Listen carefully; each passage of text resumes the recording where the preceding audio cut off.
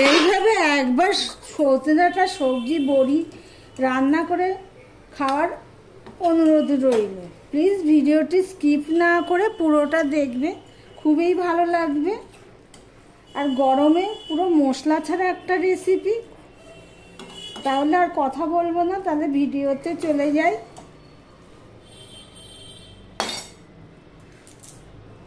নমস্কার বন্ধুরা, আপনারা দেখছেন কুকিং হাউস অফ অনিমা।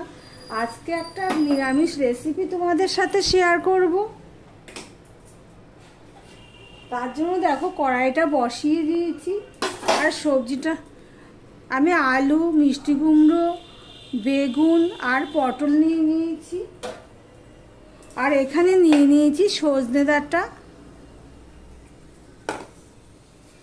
আর এখানে কাঁচা লঙ্কা আর আদা নিয়ে নিয়েছি। দেখো বন্ধুরা, কড়াইটা গরম হয়ে গেছে। এবার আমি দিয়ে দিচ্ছি সাদা তেল।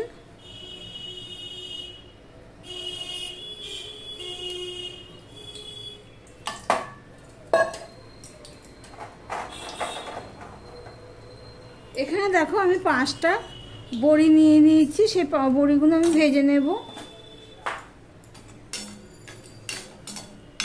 ভিডিওটি স্কিপ না করে পুরোটা দেখার অনুরোধ রইল। আর যারা ভিডিওটি দেখছো এখনো পর্যন্ত লাইক করনি, চট করে একটা লাইক করে কন্টিনিউ করো। বড়িগুলো আমি লাল লাল করে ভেজে নেব।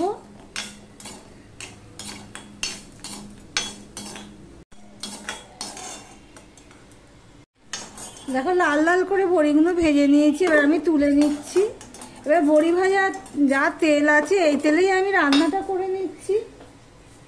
দিয়ে দিলাম 5 ফোড়ন, হাফ চামচের মতো।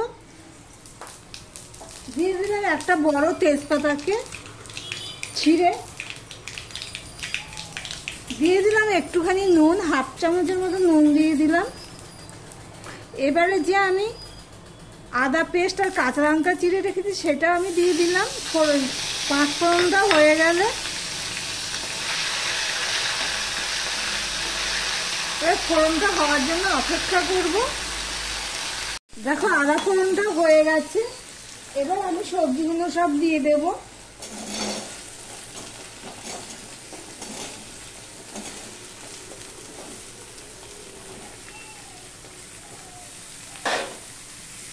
দিয়ে সম্পূর্ণটা মিশিয়ে নিচ্ছি, দেখতেই পাচ্ছ। আমি সজনে ডাঁটাগুলোও দিয়ে দেব। এইভাবে সজনে ডাঁটা সবজি রান্না করলে বা চচ্চড়ি করলে খুবই ভালো লাগে খেতে।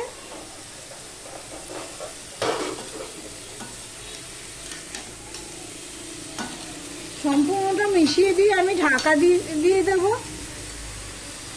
আমি 2 মিনিট পর আসলাম। আমি ঢাকা দিয়ে দিয়েছিলাম। 2 মিনিট পর আসলাম, দিয়ে আমি আবারও একটুখানি নেড়ে চেড়ে দেবো, না হলে লেগে যাবে কড়াইয়ের গায়ে বা তলা। এর সাথে আমি আরো একটা জিনিস লাস্টে দেব, দেখতে থাকো বন্ধুরা। আমি দিয়ে দিচ্ছি আর একটু নুন।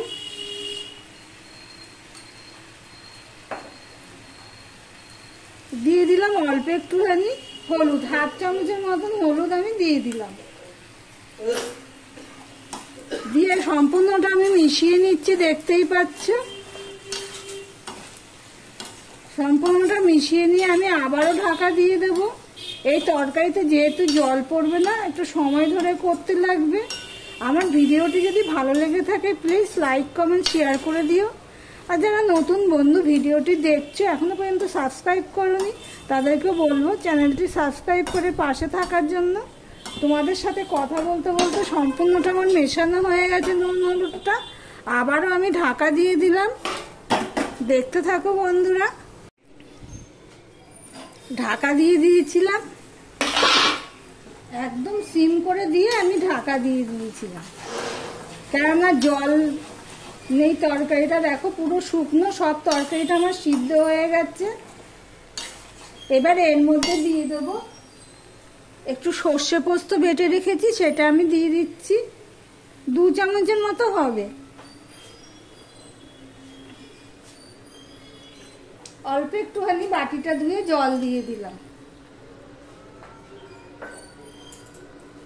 দিয়ে এটাকে আবার মিশিয়ে নেব।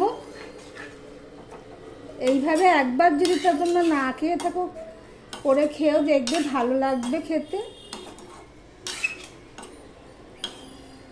আর জল লাগবে না, যা জল আছে এতেই হয়ে যাবে। আর এর মধ্যে দিয়ে দিচ্ছি, দেখো আমি বড়িগুলো আমি ভেজেছিলাম, সেগুলো আমি ভেঙে নিয়েছি, সেগুলো আমি দিয়ে দিলাম। দিয়ে 2 মিনিটের মতন আমি রান্না করে নেব, তারপরে আসছি ফিরে। দেখতে থাকো বন্ধুরা। আমি 2 মিনিট পর তোমাদের সামনে আসলাম। দেখো বন্ধুরা, তরকারিটা কি দারুণ হয়েছে।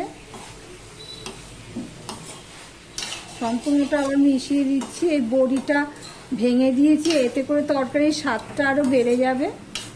আর একটু সর্ষে পোস্ত বাটা দিয়েছি। এবার দিয়ে দিচ্ছি চিনি। চিনি তো নিরামিষ তরকারিতে দিতেই লাগবে, তাই জন্য একটু চিনি দিয়ে দিলাম। গ্যাসের ফ্লেমটা মিডিয়ামে দিয়ে আমি সম্পূর্ণ সবজির সাথে চিনিটা মিশিয়ে দিচ্ছি।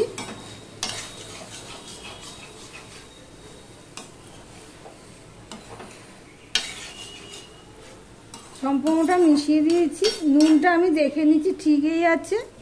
এবার আমি ঢাকা দিয়ে দিলাম, গ্যাসটা অফ করে দিলাম। আর ভিডিওটি আজকের মতন এখানেই শেষ করলাম।